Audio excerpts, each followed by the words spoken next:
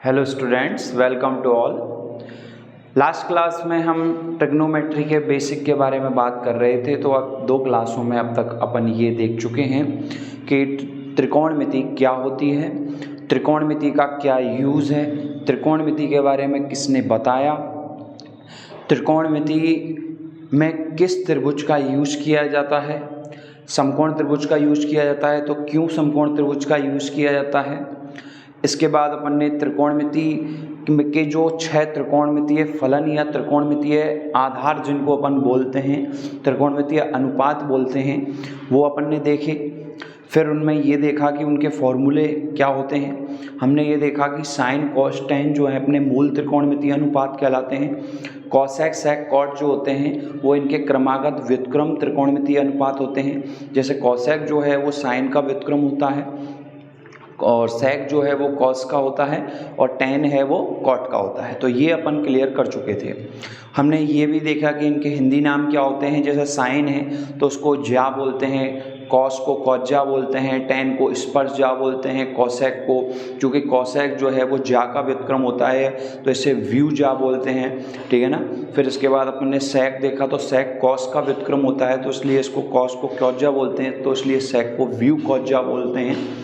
और जो कॉट होता है उसको व्यू स्पर्श ज्या बोलते हैं। तो ये अपन बेसिक बातें क्लियर कर रहे हैं। मैं आपको एक बात यहाँ पे बिल्कुल क्लियर कर देना चाहूँगा कि ये जो क्लासें हैं वो किसी एक पर्टिकुलर क्लास को लेकर नहीं है कि हम 9th की या 10th की या 11th या 12th की ट्रिग्नोमेट्री पढ़ा रहे हैं या फिर किसी एक पर्टिकुलर कंपटीशन की ट्रिग्नोमेट्री पढ़ा रहे हैं। मैं आपको एक बिल्कुल जर्नल फॉर्म लेके चल रहा हूँ ट्रिग्नोमेट्री की, चाहे वो एकेडमिक लेवल हो या फिर कंपटीशन लेवल हो, कोई भी लेवल हो, सारी क्लासों की पूरी ट्रिग्नोमेट्री का जो पूरा निचोड़ है वो आपको इस सीरीज़ में मिलेगा। बिल्कुल एक टारगेट ये जो क्लासें चल रही हैं ट्रिग्नोमेट्री को लेकर के, क्योंकि एक बहुत ही इम्पोर्टेंट और मेजर टॉपिक होता है मैथ का ट्रिग्नोमेट्री। तो इसलिए एक किसी पर्टिकुलर क्लास को लेकर के नहीं है ये कि पर्टिकुलर स्टैंडर्ड को लेकर के ये क्लास है। इन्हें आप कोई भी देख सकता है, कोई भी स्टूडेंट जो भी मैथ से जुड़ा हुआ है, चाहे वो कंपटीशन लेवल में हो चाहे एकेडमिक लेवल में हो। क्लियर बात यहाँ तक। तो देखिएगा, अब ये जो 6 त्रिकोणमितीय अनुपात हैं, इन 6 त्रिकोणमितीय अनुपातों को अपन एक क्वेश्चन से समझते हैं तो ज़्यादा चीज़ें क्लियर होंगी। तो जैसे क्वेश्चन ले लेते हैं। एक क्वेश्चन ये है, क्वेश्चन क्या कह रहा है। देखिए, मैं सारे जो क्वेश्चन लूँगा आपके एनसीईआरटी के क्वेश्चन लूँगा, क्योंकि कंपटीशन में जितने भी क्वेश्चन आते हैं वो एनसीईआरटी से ही आते हैं। तो क्वेश्चन ये कह रहा है कि त्रिभुज ABC में कौन सी समकोण है, कौन सी समकोण है तथा AB is equal to 25 centimetre और BC is equal to 24 centimetre. 25 centimetre, 24 centimetre. तो ये कह रहा है तो कोण A के सभी त्रिकोणमितीय अनुपात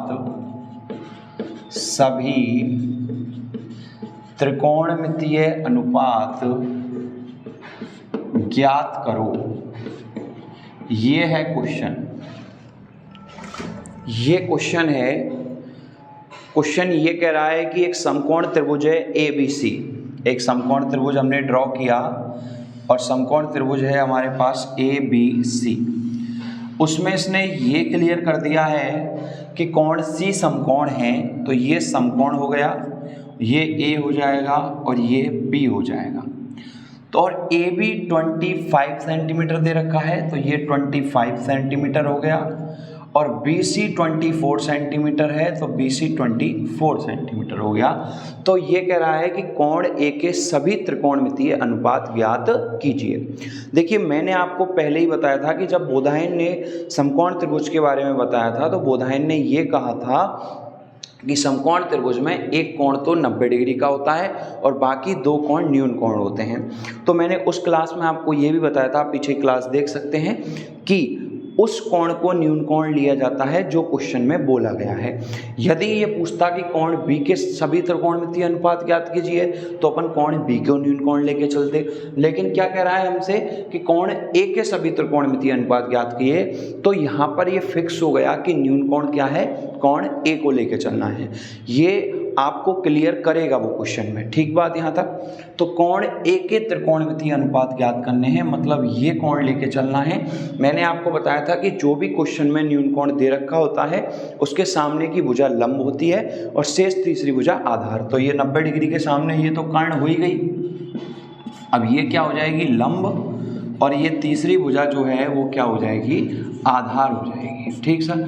अब मैंने बताया था कि इस जब भी अपन को 6 त्रिकोणमितीय अनुपात निकालने होते हैं तो समकोण त्रिभुज की तीनों भुजाओं का मान अपन को पता होना चाहिए, मतलब लंब भी पता होना चाहिए, कर्ण भी पता होना चाहिए और आधार भी पता होना चाहिए। तो कर्ण लंब तो पता है लेकिन आधार नहीं है, तो पहले आधार निकालना पड़ेगा। और लंब, कर्ण, आधार, इन तीनों में एक संबंध को दर्शाने वाली प्रमेय है और उस प्रमेय का नाम है पाइथागोरस प्रमेय। तो पाइथागोरस प्रमेय से सबसे पहले अपन इन तीनों में रिलेशन निकालेंगे। तो यहाँ लिखेंगे हम जानते हैं कि, सॉल्यूशन करते हैं इसका, सॉल्यूशन, हम जानते हैं कि, हम जानते हैं कि, कौन सी प्रमेय से, पाइथागोरस प्रमेय से, पाइथागोरस प्रमेय से। पाइथागोरस प्रमेय का स्टेटमेंट ये होता है कि कर्ण का स्क्वायर इज इक्वल टू लंब का स्क्वायर प्लस आधार का स्क्वायर। ठीक है जी। तो कर्ण कितना है हमारे पास 25, तो 25 का स्क्वायर, लंब 24, तो 24 का स्क्वायर, और आधार है हमारे पास AC, तो जो कि हमें चाहिए। तो AC square is equal to हो जाएगा 25 स्क्वायर, और ये इधर जाएगा तो माइनस का 24 स्क्वायर। तो AC square is equal to 25 का स्क्वायर 625 होता है और 24 का स्क्वायर 576 होता है। तो इसको जब माइनस करेंगे तो 49 आ जाएगा। तो इससे हमारे पास यहाँ पे AC बराबर आ जाएगा √49। अब देखो जब रूट लगाते हैं तो प्लस माइनस का साइन आता है, तो प्लस माइनस का साइन आने पर यहाँ पे प्लस माइनस 7 सेंटीमीटर आएगा। तो AC क्या है हमारे पास 7 सेंटीमीटर है, और AC एक डिस्टेंस है, और डिस्टेंस कभी भी नेगेटिव नहीं होती है। जैसे मैं कहूँ कि यहाँ से और वहाँ तक की डिस्टेंस -2 सेंटीमीटर है, तो क्या सही बात है? नहीं, बिल्कुल गलत बात है। क्यों? क्योंकि जो डिस्टेंस होती है वो ऑलवेज पॉजिटिव होती है, कभी नेगेटिव नहीं होती। तो इसलिए इसमें पॉजिटिव लेंगे तो कितना 7 सेंटीमीटर। तो ये कितना हो गया सर हमारे पास 7 सेंटीमीटर। तो तीनों भुजाएं हमको पता लग गई, लंब, कर्ण और आधार। तो अपन अब इनके 6 त्रिकोणमितीय अनुपात कौन से एंगल के, जो एंगल आपको बोला है क्वेश्चन में, कौन सा एंगल बोला है? ए। तो कोण ए के सभी त्रिकोणमितीय अनुपात आसानी से ज्ञात कर सकते हैं। कैसे? सबसे पहले साइन ए।